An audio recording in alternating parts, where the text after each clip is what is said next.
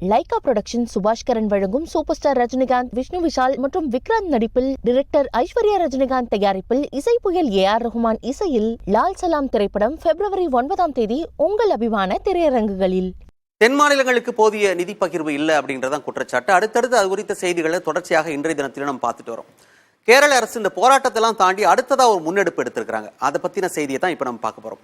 மாநில அரசுகளின் நிதி நிர்வாகத்தில் மத்திய அரசு தலையிடுவதை எதிர்த்து உச்சநீதிமன்றத்தில் மேல்முறையீடு செய்திருக்கிற கேரள அரசின் நடவடிக்கைகளுக்கு முழுமையான ஒத்துழைப்பு அளிப்பதாக முதலமைச்சர் மு க ஸ்டாலின் குறிப்பிட்டிருக்கிறார். அதை பத்தி தான் இப்ப விளக்கமா பார்க்க போறோம்.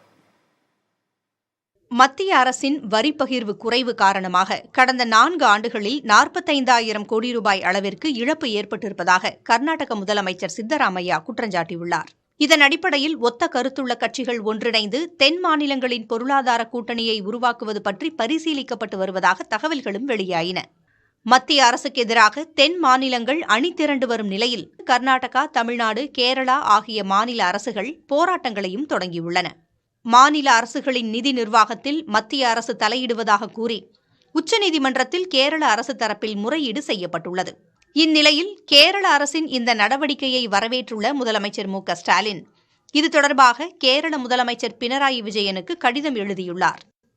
அதில் மாநில அரசு நிதி நிர்வாகத்தில் தன்னிச்சையான பாரபட்சமான கட்டுப்பாட்டை செயல்படுத்தி வரும் மத்திய அரசின் தலையீட்டை எதிர்த்து உச்சநீதிமன்றத்தில் மேல்முறையீடு செய்துள்ள கேரள அரசுக்கு பாராட்டு தெரிவித்துள்ளார். இந்த விவகாரத்தில் கேரள அரசுக்கு முழு ஒத்துழைப்பை தமிழக அரசு வழங்க தயாராக இருப்பதாக குறிப்பிட்டுள்ள முதலமைச்சர் ஸ்டாலின், இந்திய அரசியல் அமைப்பின் 293வது பிரிவின் கீழ் தனக்குள்ள அதிகாரத்தை மத்திய அரசு தவறாக பயன்படுத்தி வருவதாக குற்றஞ்சாட்டியுள்ளார்.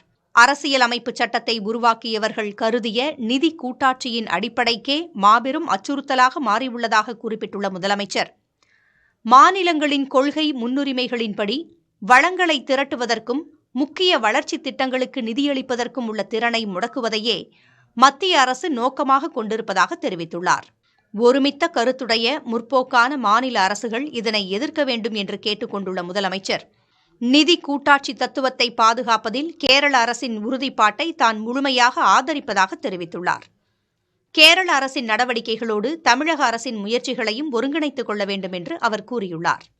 லைகா புரொடக்ஷன் சுபாஷ்கரன் வழங்கும் சூப்பர் ஸ்டார் ரஜினிகாந்த், விஷ்ணு விஷால் மற்றும் விக்ராந்த் நடிப்பில், டைரக்டர் ஐஸ்வர்யா ரஜினிகாந்த் தயாரிப்பில், இசை புயல் AR ரஹ்மான் இசையில் லால் சலாம் திரைப்படம் February 9 உங்கள் அபிமான திரையரங்குகளில்.